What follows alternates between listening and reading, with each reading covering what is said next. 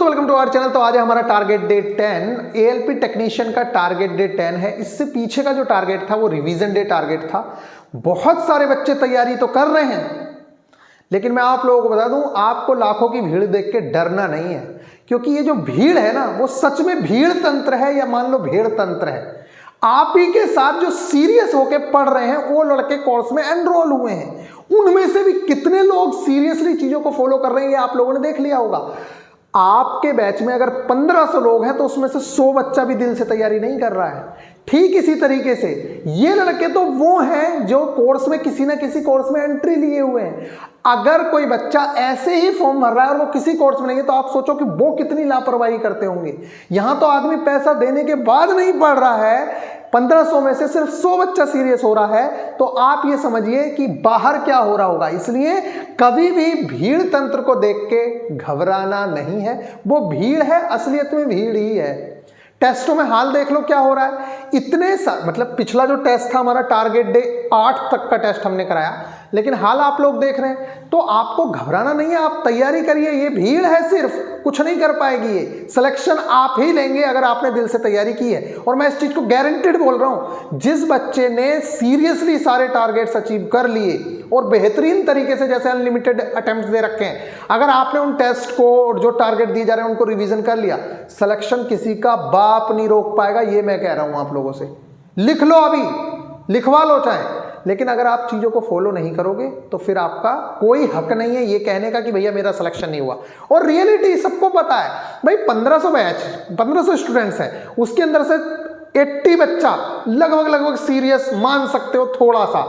80 में से भी 40 लड़के वो हैं जो दिल से तैयारी में हैं। 40 लोगों ने सिर्फ ऐसे ही टेस्ट दे दिया है, बस स्टार्ट किया बंद कर दिया। तो आप सोचो कि सिलेक्शन वाली जो स्टेज है, इसी तरीके से जब आपके साथ मान लेते हैं 1 करोड़ भी फॉर्म भरेगा, तो लड़ने वाले वो लास्ट के 2-3 लाख ही होते हैं, उसी में से आपको निकालना है। इसलिए ज्यादा घबराने की इनसे जरूरत नहीं है। अच्छा, कुछ लोगों को चाहिए इंस्टेंट सक्सेस। तो जब इतने बड़े बड़े लोग ये बातें बोलते हैं, आप लोगों ने सुना होगा, कबीर जी का एक दोहा है, बहुत ज़्यादा फेमस है। वैसे तो बहुत सारी चीज़ें, अब आप कबीर जी की कोई भी दोहे को उठा के देखोगे ना, तो उसके अंदर अब पढ़ोगे आप, जब बचपन में पढ़े थे तब उनके अर्थ अलग थे, लेकिन अगर आज आप कबीर जी के दोहे या किसी की भी चीज़ें आप पढ़ना शुरू करते हैं जो पुराने हैं, तो उसमें आपको एक अलग ही अर्थ नजर आएगा। जैसे ये वाला ही दोहा है, धीरे धीरे रे मना धीरे सब कुछ होए, माली सींचे सो घड़ा, ऋतु आए सो फल होए। यहां पे आप देखेंगे तो इसके अंदर बहुत ही बेहतरीन चीज इन्होंने बताई है कि कबीरदास जी मन को समझाते हुए ये कह रहे हैं कि हे मन, दुनिया का हर काम धीरे धीरे ही होता है, इसलिए सब्र करो। जैसे माली चाहे कितना भी पानी सींच ले, जैसे कुछ लड़के सोचते हैं कि मैं आज ही पढ़ लेता हूं 10 घंटा 20 घंटा, कल को रिजल्ट मिल जाएगा। कुछ नहीं होगा। जब होना होगा होगा, तभी आप अपना डेली एफर्ट्स डालिए, और ये भी कभी पॉसिबल नहीं है। देखिए, जैसे इन्होंने कहा, जैसे माली चाहे कितना भी पानी से बगीचे को सींच ले, लेकिन बसंत ऋतु आने पर ही फूल खिलेंगे या फल उसको मिलेंगे। तो आप अगर ये सोचते हैं, जैसे लड़के सोचते हैं कि भैया वैकेंसी आएगी तभी पढ़ेंगे, तो ये वो वाली बात हो गई। जब दूसरों के जब फूल आना शुरू हो गए, मोहर आना शुरू हो गए, तब आप सोच रहे हो कि अब मैं अपने पेड़ को पानी दूंगा तो मेरा पेड़ भी उतना ही फल दे देगा। इम्पॉसिबल है। आप क्या समझ रहे हो, जो आदमी अपने पेड़ को पहले से फल मतलब पानी देता आ रहा है, उसके पेड़ की तुलना आप अपने आप से करना चाह रहे हो। जब आपने देख लिया कि हाँ भाई अब फल आने का टाइम हो रहा है, अब दूंगा, तो ये बेवकूफियत नहीं है। आप खुद सोचिए किस तरीके की चीजें हो रही हैं। अभी क्या है, स्टूडियो थोड़ा सा और अच्छा करवा रहे हैं, जिसके चलते आवाज गूंज रही है, क्योंकि यहाँ पे अभी काम चल रहा है। क्या बात है, लड़के क्या सोच रहे हैं, लड़के सोच रहे हैं कि भैया, अब देखो इससे आप सोचिए, वो ये कह रहे हैं कि आप अगर एक दिन में ये चाहो कि मैं आज पानी दे दूं और कल को फल ले लूं, 2 दिन बाद फल ले लूं, तो इम्पॉसिबल है। आपको कंटिन्यूअसली पानी देना है, तब जब ऋतु आएगी, जब टाइम आएगा, तब आपको फल मिलेंगे। एक बात ये हो गई। इसका मतलब है कि आप कंटिन्यूअसली डेली मेहनत करिए, जब वैकेंसी आएगी उस समय आपका सिलेक्शन होना तय है, अगर आपने कंटिन्यूअसली मेहनत की है तो। लेकिन अब आपकी तुलना करते हैं जो पढ़ना नहीं चाहते। लड़के कहते हैं मैं तो तब पढ़ूंगा जब एग्जाम आने वाला है। इसका अर्थ है कि जब अब फल आने वाले हैं, बसंत ऋतु आने वाली है, तब आप तैयारी कर रहे हैं। तो आप क्या समझते हैं, जिसने अपने पेड़ को पूरे साल पानी दिया सिर्फ इसलिए कि भैया मेरा पेड़ बहुत अच्छे फल देगा, उसकी तुलना आप अपने आप से करना चाह रहे हो जो बसंत ऋतु से 1 महीना पहले अपने पेड़ों को पानी दे। तब तक तो आपका पेड़ सूख चुका होगा ना, उसका पेड़ पूरा हरा भरा खिल रहा है, तो फल अच्छे कौन देगा? जिसने पूरे साल पानी दिया है उसे ही बसंत ऋतु में फल मिलेंगे। अगर आप सोचते हैं कि मैं बसंत ऋतु के 1 महीने पहले पानी दूंगा और मैं उसके बराबर फल ले लूंगा, तो इम्पॉसिबल है। ये बात आप समझ लीजिए। समझ आया? इस चीज को बहुत बेहतरीन तरीके से समझ लीजिएगा। लेकिन यहां पे मैक्सिमम वही लोग हैं जो चाहते हैं कि 11 महीने पानी क्यों देंगे, हम तो सिर्फ 2 महीना पानी देंगे, जिस महीने फल आने हैं और उससे पहले वाले महीने। यही आप करते हो। जब वैकेंसी आएगी तब पढ़ूंगा, उसका रिजल्ट मुझे मिल जाए और ऐसा मिल जाए जिसने 11 महीने मेहनत की थी। बेटा ऐसा इम्पॉसिबल है, ये समझ लीजिए आप। अगर ओलंपिक में कोई दौड़ रहा है तो 4 साल मेहनत कर रहा है, तब जाके उसको ओलंपिक में रिजल्ट्स देखने हैं। आप समझ रहे हो, वैकेंसी आने के बाद पढ़ूंगा। अगर ओलंपिक का खिलाड़ी ये सोचे कि जब ओलंपिक की डेट अनाउंस हो जाएगी, कहाँ होगा कैसे होगा तब करूंगा, तो ऐसा इम्पॉसिबल है, उसका सिलेक्शन नहीं होगा। उसे पूरे 4 साल दिल लगा के मेहनत करनी है, फिर जाके वहां पे पहुंचना है। तो बाकी आपका मन है, देखिए जैसा करना है। फिलहाल यहाँ पे देखते हैं, यह है आपका टारगेट डेट 10। स्टैटिक जीके और करंट अफेयर्स में बात करें तो सितंबर और अक्टूबर की इंपॉर्टेंट डेट्स दोनों कवर करनी है आपको। नोबेल प्राइज का अनाउंसमेंट हो चुका है। इतना इंपॉर्टेंट टॉपिक है, इतना इंपॉर्टेंट टॉपिक है रेलवे के लिए कि बस क्या बोलें भैया। एक एक चीज आपको रटी होनी चाहिए इसकी। मैं नोट्स कुछ नहीं दूंगा इसके, लेकिन बहुत ही बेहतरीन लेक्चर मिलेगा जिससे आपको एक एक चीज रट लेनी है। अच्छा, रेलवे में 2 साल के नोबेल प्राइज कम से कम पूछे जाते हैं, और पहला वाला तो हमेशा से इंपॉर्टेंट रहा है। अगर किसी को पिछली बार मिला था या इससे पिछली बार मिला था, उसे दोबारा मिल गया है तो भी इंपॉर्टेंट रहता है। दूसरा, अगर राशि में चेंजेस हुए हैं, ये जरूर बताना, ये बताना है आपको कमेंट करके कि पहले कितनी राशि मिलती थी। राशि मतलब कितना अमाउंट दिया जाता था नोबेल प्राइज विनर को, और अब कितना दिया जाता है, ये बताना जरूर। क्वेश्चन क्या चेंज हुआ है या नहीं हुआ है, ये वाली बात बताना। अच्छा, 2 साल का पूछता है वो। नोबेल प्राइज 2023 है, इससे पहले 22 का भी पूछेगा, क्योंकि 24 का तो अभी मिलेगा नहीं। 10 दिसंबर के आसपास तो घोषणा ही होती है, 10 दिसंबर को शायद वितरण होता है, सॉरी 10 दिसंबर तक सारी चीजें होती हैं। तो नोबेल प्राइज 2024 का तो नंबर आएगा नहीं शायद, लेकिन आपको 2022 में सिर्फ मोटी मोटी इंफॉर्मेशन ऊपर ऊपर से कि जैसे मैक्सिमम जो 2024 के पूछे वो 2022 वाले पूछेगा, उसमें लिटरेचर सबसे ज्यादा इंपॉर्टेंट रहने वाला है। बाकी के आपको नाम तो कम से कम पता ही हो, ज्यादा डिटेल किस क्षेत्र में दिया गया ये भी ना पता हो तो सिर्फ नाम याद रख लेना वो वाले। लेकिन अभी जो 2023 के हैं उनकी आपको एक एक चीज पता होनी चाहिए, क्योंकि नोबेल प्राइज सबसे बड़ा प्राइज है, इसलिए इसकी सबसे ज्यादा इंपॉर्टेंस भी है, ये याद रखना, ठीक है। इसके बाद बात करते हैं नोबेल प्राइज 2022, तो इसका मैंने लिख दिया ओनली बेसिक्स। इंटरनेशनल जो सीमाएं हैं, जैसे मैकमोहन रेखा है, रेड क्लिफ है, ये बताना रेड क्लिफ किन 2 देशों के बीच है, मैकमोहन किन 2 देशों के बीच है। इस तरह की रेखाओं से रिलेटेड क्वेश्चंस आते हैं और ये आपको पता होना चाहिए। इस टाइम पे इंटरनेशनल इश्यूज बहुत ज़्यादा इंपॉर्टेंट है, जैसे अभी इजराइल, फिलिस्तीन, गाजा, इन तीनों में बहुत ज़्यादा चीज़ें चल रही हैं। इससे पहले रूस और यूक्रेन में चल रही थी। एक बात बता दूं, जिन चीज़ों की बात चल रही है इनकी कैपिटल, इनकी करेंसी, ठीक है, ये आप लोगों को जरूर से जरूर पता होनी चाहिए। इनकी भौगोलिक स्थिति कहाँ है, कि क्यों विवाद हो रहा है, ये वाली चीज़ें आपको जरूर से जरूर पता होनी चाहिए, इसलिए जरूर से जरूर इन चीज़ों को पढ़ लीजिएगा, ठीक है। इंटरनेशनल लाइंस के बारे में आपको पढ़ना है, संविधान सभा के बारे में पढ़ना है। देखो संविधान हमारा इंपॉर्टेंट रहता ही है, तो संविधान को हम लेके चल रहे हैं, ये संविधान सभा के बारे में आपको पढ़ना है। इसके बाद शुरू करेंगे संविधान की विशेषताएं। उससे पहले जो संविधान सभा है, जिसने गठित किया संविधान को, ये मतलब जिसने संविधान को बनाया है, तो उससे पहले ये गठित हुई थी संविधान सभा, तब जाके सारी चीजें हुई हैं, तो ये आपको कवर करना है। साइंस में अगर मैं बात करूं तो क्लास 9th की जो NCERT है उसका चैप्टर नंबर 12 है ध्वनि वाला, ठीक है। तो मैं आप सबसे उम्मीद करूंगा, वैसे ये नेक्स्ट टारगेट में भी रहेगा, लेकिन मैं कहूंगा कि इस हफ्ते कम से कम थ्योरी तो कंप्लीट कर ही लीजिएगा। बेहतरीन तरीके से लेक्चर्स आपको मिल जाएंगे, बस आप इसकी थ्योरी को बहुत बेहतरीन तरीके से कवर कर लीजिएगा। क्लास 9th की NCERT से ही करना है, अभी एग्जाम्पलर पे मत लिपटना, एग्जाम्पलर नेक्स्ट टारगेट में हम लोग करने वाले हैं, ठीक है। इसके अलावा अंतःस्रावी तंत्र, एंडोक्राइन सिस्टम, ये आपको बायो में करना है। अच्छा, आप कहेंगे भैया इतना सा, देखिए जो 9th चैप्टर, ये जो 12 वाला चैप्टर है ध्वनि वाला, ये काफ़ी अच्छा खासा चैप्टर है। और एक बात बता दूं, ध्वनि से जो क्वेश्चंस आते हैं वो बहुत ज़्यादा, आप पिछली बार के क्वेश्चंस देखेंगे ग्रुप डी के, एएलपी के, तो एएलपी में इस टाइप के क्वेश्चंस आ रखे थे कि ध्वनि की चाल इस माध्यम में कितनी होगी, सारे माध्यमों का याद होना चाहिए मतलब बुकरम।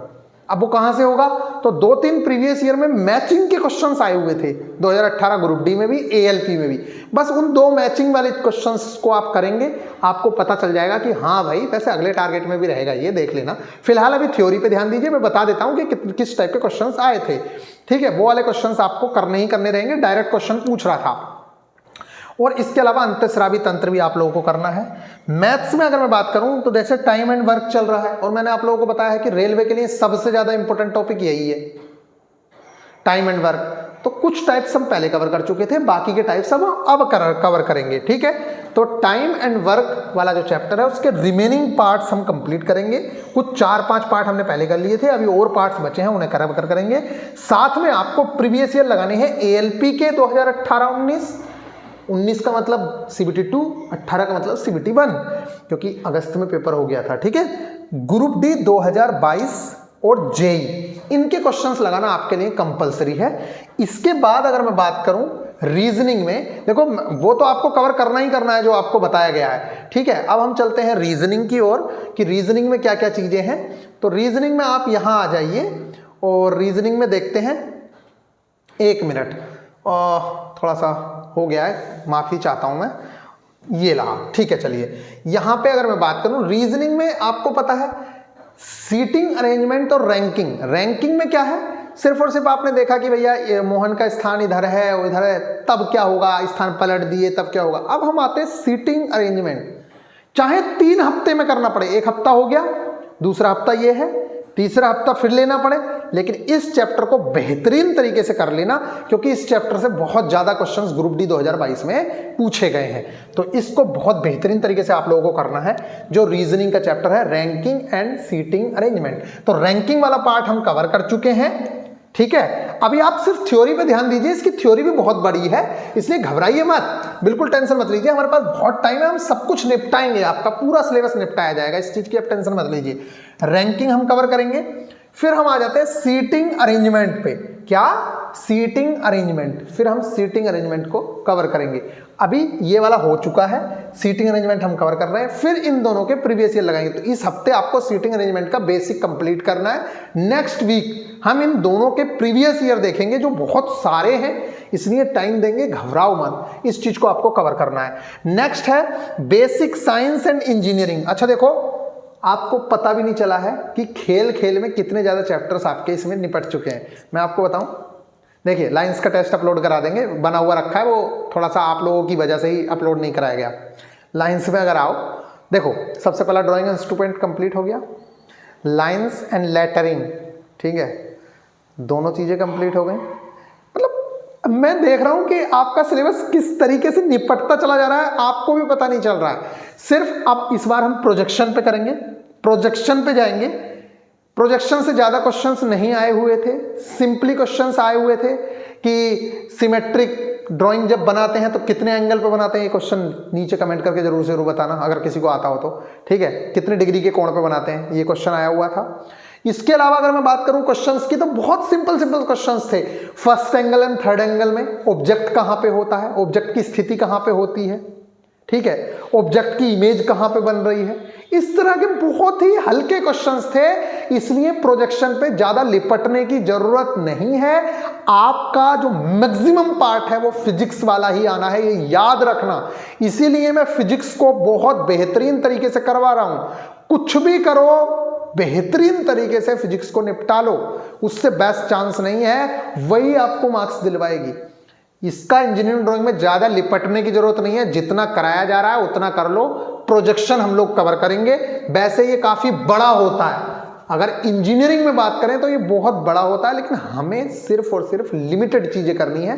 तो मैं आप लोगों को बता दूं, एक तो फर्स्ट एंगल और थर्ड एंगल प्रोजेक्शन क्या है, ठीक है, और फर्स्ट एंगल और थर्ड एंगल प्रोजेक्शन में डिफरेंसेस क्या हैं, ऑब्जेक्ट की स्थिति क्या होती है, इमेज की स्थिति क्या होती है, बस इतनी चीजें थोड़ी थोड़ी आपको बेसिक पता चल जाए, प्रोजेक्शन का मतलब पता चल जाए कि क्या होता है, फ्रंट व्यू क्या होता है, रियर व्यू क्या होता है, ये आपको पता चल जाए, साइड व्यू क्या होता है, left side view, right side view, top view, अगर ये वाली चीजें आपको पता चल गई हैं। कई बार इतने छोटे छोटे क्वेश्चन पूछ लेता है, टॉप व्यू को कहा जाता है प्लान, ठीक है, एलिवेशन, इस तरीके के क्वेश्चंस पूछ सकता है। तो आपको ये छोटी छोटी चीजें समझ आ जाएंगी, उसकी जो टर्मिनोलॉजी है वो समझ आ जाएगी, आपके सारे क्वेश्चंस बन जाएंगे। लेकिन ज्यादा सीरियस लेने की, लिपटने की जरूरत नहीं है। अगर समझ नहीं आ रहा है डिस्कशन ग्रुप में जाइए और बताइए, टेंशन लेने की जरूरत नहीं है। लेकिन ये हो गया आप लोगों का।